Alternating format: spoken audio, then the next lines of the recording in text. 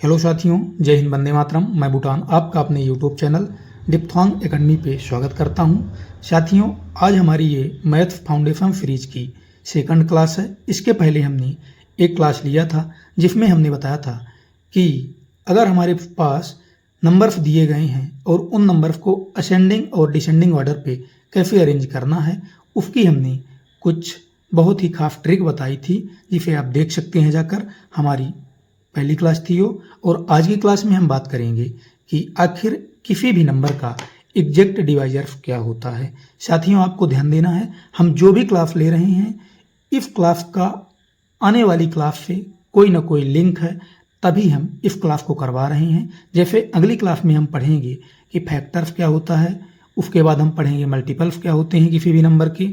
उन दोनों क्लास में एग्जैक्ट डिवाइजर का ही कॉन्सेप्ट यूज होता है। तो चलिए साथियों, बिना इधर उधर की बातें किए हुए डायरेक्ट हम अपने कॉन्सेप्ट की बात करते हैं कि आखिर किसी भी नंबर का एग्जैक्ट डिवाइजर क्या होता है। इसे हम इन दो एग्जाम्पल की हेल्प से आपको समझाएंगे, जिससे आपका एग्जैक्ट डिवाइजर का कॉन्सेप्ट काफ़ी अच्छे से क्लियर हो जाएगा। चलिए पहले हम इसकी डेफिनेशन देख लेते हैं क्या होती है। देखिए, अगर ए का बी में भाग देने पर शेष फल 0 आ गया है तो हम ए को बी का एग्जैक्ट डिवाइजर कहेंगे। अभी आपको ये समझ में नहीं आया होगा। कहने का अर्थ ये है साथियों कि अगर हमारे पास एक नंबर बी है और बी में अगर हम ए का भाग दे रहे हैं, मतलब कि अगर हम बी को ए से डिवाइड कर रहे हैं, तो बी को ए से डिवाइड करने के बाद अगर रिमाइंडर शून्य आ जाता है, यानी कि 0 आ जाता है, तो हम ए को बी का एग्जैक्ट डिवाइजर कहेंगे। ठीक है, देखिए, ए बी का डिवाइजर तो है, लेकिन हमें ये पता करना है कि क्या ए बी का एग्जैक्ट डिवाइजर भी है। एग्जैक्ट डिवाइजर कब होगा ए बी का? अगर हम बी को ए से डिवाइड करें और रिमाइंडर शून्य ना जाए, तो हम कहेंगे ए बी का एग्जैक्ट डिवाइजर है। चलिए इस बात को हम एग्जाम्पल की हेल्प से समझते हैं। एग्जाम्पल नंबर 1 है साथियों, क्या 3 8 का एग्जैक्ट डिवाइजर होगा? किसके बारे में पूछा जा रहा साथियों? 3 के बारे में, कि क्या 3 8 का एग्जैक्ट डिवाइजर होगा। तो जिसके बारे में पूछा जा रहा है वो क्या है? 3। और 3 हमारा क्या है? अभी नॉर्मल डिवाइजर की तरह व्यवहार करेगा। अगर 8 को 3 से डिवाइड करने पे रिमाइंडर 0 आ जाएगा, तो हम कहेंगे कि हाँ 3 8 का एग्जैक्ट डिवाइजर है, अदरवाइज नहीं है। तो चलिए हम डिवाइड करके देखते हैं।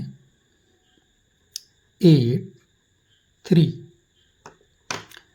अभी साथियों इस 3 को हम नॉर्मल डिवाइजर लेके चल रहे हैं। अभी हमको नहीं पता है कि 3 8 का एग्जैक्ट डिवाइजर है या नहीं है। ये तो हमें डिवीजन करने के बाद ही पता चलेगा। तो देखिए, 3 1 जा 3, 3 2 जा 6, 3 3 जा 9। 3 टाइम्स 8 में 3 का टेबल नहीं जाएगा, 2 टाइम्स ही जाएगा। 3 2 जा 6, माइनस करेंगे, 8 में 6 जाएगा तो दोस्तों कितना आएगा? 2। अब साथियों इसके बाद अब भाग नहीं जाएगा 2 में। क्यों? क्योंकि जो हमारा ये रिमाइंडर है ए डिवाइजर से छोटा आ गया। अब साथियों आप ये बताइए, क्या 2 में 3 का भाग जाएगा? नहीं जाएगा। क्यों? क्योंकि ए रिमाइंडर जो आया है 2, ए डिवाइजर से छोटा है। ठीक है, मतलब अब हमें डिवीजन की जो प्रोसेस है यहीं स्टॉप करनी पड़ेगी। तो आपने देखा, जब हम 8 को 3 से डिवाइड करते हैं तो रिमाइंडर 2 आता है, जो कि नॉट इक्वल टू 0 है। क्या ये 0 है? 0 के इक्वल नहीं है। हमने क्या बताया था? अगर ए का बी में भाग देने पर शेष फल 0 आ गया है तो हम a को b का एग्जैक्ट डिवाइजर कहेंगे। मतलब b में अगर हम a का भाग दे रहे हैं और रिमाइंडर 0 आ गया तो हम कहेंगे a b का एग्जैक्ट डिवाइजर है। आप यहाँ देख रहे हैं साथियों कि 8 में जब हमने 3 का भाग दिया तो रिमाइंडर 0 के इक्वल नहीं आया। कहने का अर्थ ये है कि a जो अभी नॉर्मल डिवाइजर था, अब ये पता चला कि ये एग्जैक्ट डिवाइजर भी नहीं है, नॉट अ एग्जैक्ट डिवाइजर। बात समझ में आई?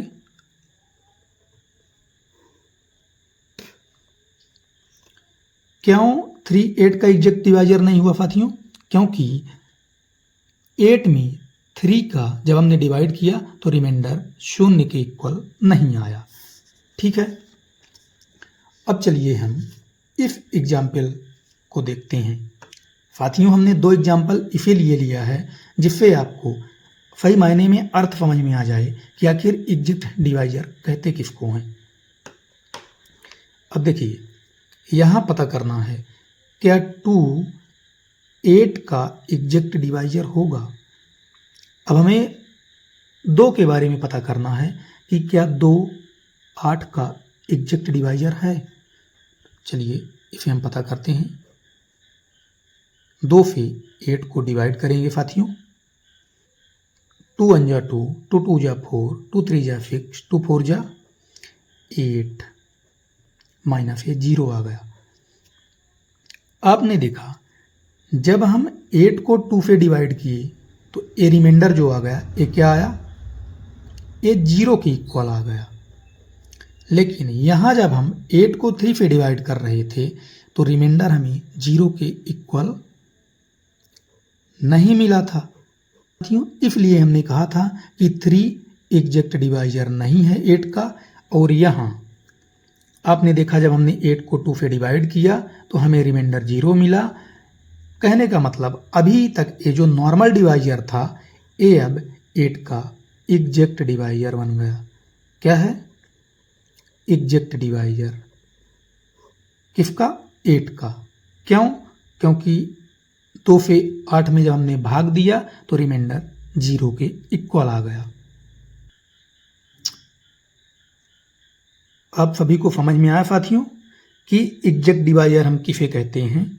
जब भी हमें पता करना हो कि दिए गए नंबर का एक दूसरा नंबर क्या एग्जैक्ट डिवाइजर है तो हम क्या करेंगे कि हमें जिस नंबर के बारे में पूछा जा रहा है कि क्या ये दिया गया नंबर इस नंबर का एग्जैक्ट डिवाइजर है, तो हम जैसे हमसे पूछ लिया गया क्या 17 का 9 एग्जैक्ट डिवाइजर है, तो हम क्या करेंगे?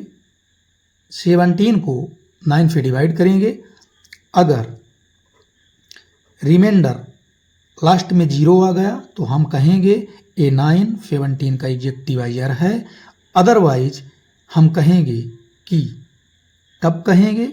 अगर आर नॉट इक्वल्स टू 0 हुआ, मतलब रिमाइंडर अगर 0 के बराबर नहीं हुआ, जैसे हमने यहाँ देखा साथियों, तो हम कहेंगे कि 9 17 का एग्जैक्ट डिवाइजर नहीं है। दोस्तों बात समझ में आई? अब देखिए, क्या कोई ऐसा भी तरीका है जिससे हम डायरेक्ट पता कर लें ए डिवीजन की प्रोसेस किए हुए बिना कि क्या दिया गया नंबर दूसरे दिए गए नंबर का एग्जैक्ट डिवाइजर है या नहीं? बहुत आसान काम है दोस्तों। देखिए कैसे। जैसे हमें पता करना है क्या 3 8 का एग्जैक्ट डिवाइजर है या नहीं, तो आप देखिए 8 क्या 3 की टेबल में आता है? नहीं आता। इसका मतलब 3 एग्जैक्ट डिवाइजर नहीं है। कैसे पता चला कि एग्जैक्ट डिवाइजर नहीं है? क्योंकि 3 की टेबल में 8 नहीं आता। अगर 3 की टेबल में 8 आता तो हम कहते कि 3 8 का एग्जैक्ट डिवाइजर है। ऐसे ही यहाँ देखिए, अब हमें पता करना है क्या 2 8 का एग्जैक्ट डिवाइजर है। आप देख रहे हैं दोस्तों 2 की टेबल में 8 आता है, इसका मतलब 2 8 का एग्जैक्ट डिवाइजर है। क्यों है? क्योंकि 2 की टेबल में 8 आता है। इसका मतलब ये समझा आपने कि अगर हमें पता करना है कि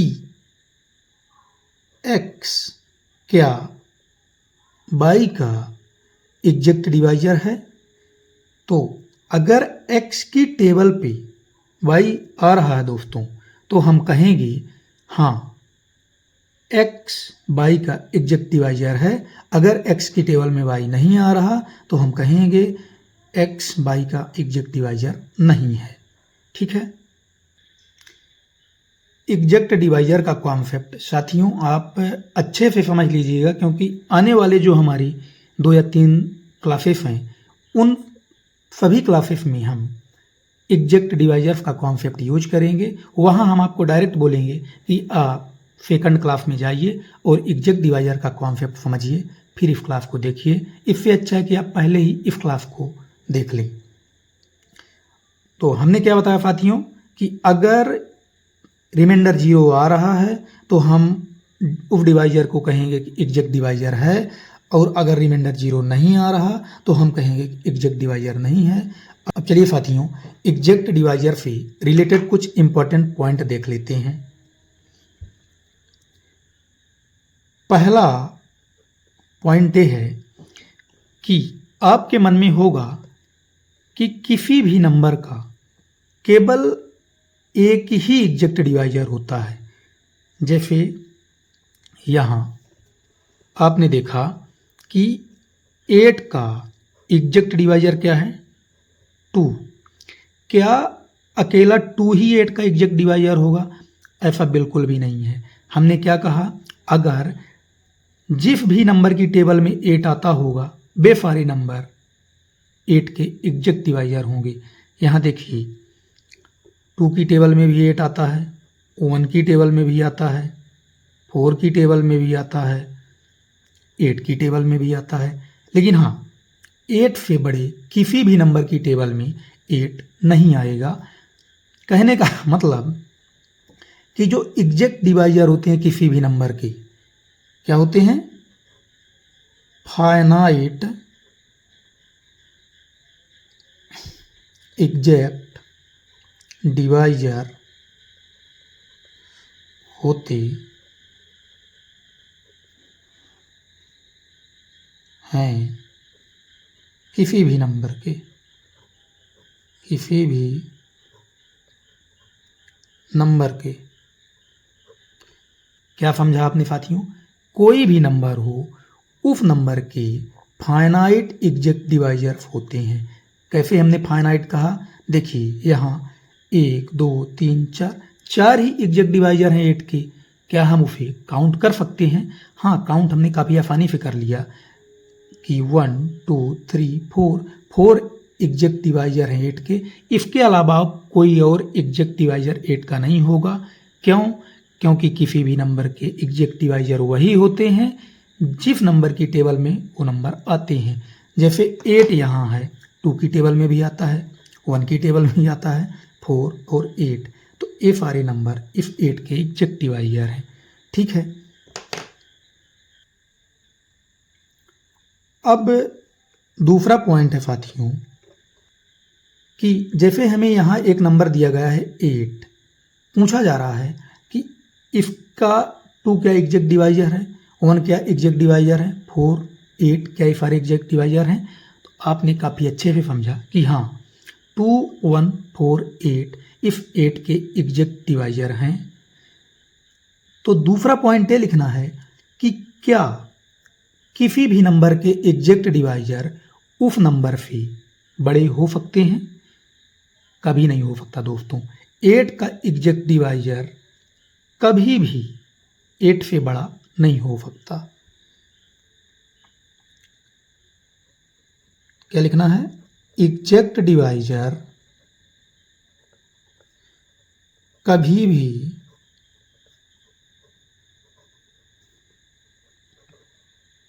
दिए गए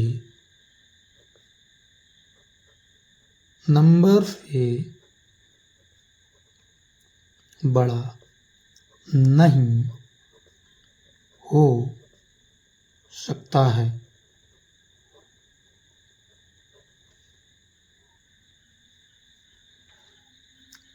एग्जाम्पल, 8 के एग्जैक्ट डिवाइजर कौन कौन से हैं? 1, 2, 4, 8। आप देख रहे हैं जो सबसे बड़ा एग्जैक्ट डिवाइजर है 8 का, वो क्या है? 8 ही है। बराबर हो सकता है, क्या हो सकता है? बराबर हो सकता है उस नंबर के। ठीक है, इस बात को ध्यान रखना आपको। तीसरा पॉइंट आता है दोस्तों कि 1 क्या सभी नंबर्स का एग्जैक्ट डिवाइजर होगा? हाँ, ये भी आपको याद रखना है। 1 दुनिया के सभी नंबर्स का एग्जैक्ट डिवाइजर होता है। क्यों 1 दुनिया के सभी नंबर्स का एग्जैक्ट डिवाइजर होता है? क्योंकि 1 की टेबल में दुनिया के सारे नंबर्स आते हैं। बस दोस्तों, एग्जैक्ट डिवाइजर के बारे में बस इतना ही था। अगर आपने इतना कर लिया तो आने वाली क्लास आप काफ़ी आसानी से समझ सकते हैं। यहाँ हमने 2 एग्जाम्पल लिए, आप ऐसे लाखों एग्जाम्पल ले सकते हैं और चेक कर सकते हैं। अगर रिमाइंडर 0 आएगा तो एग्जैक्ट डिवाइजर होगा, और रिमाइंडर 0 नहीं आएगा तो दिया गया नंबर एग्जैक्ट डिवाइजर नहीं होगा। धन्यवाद दोस्तों।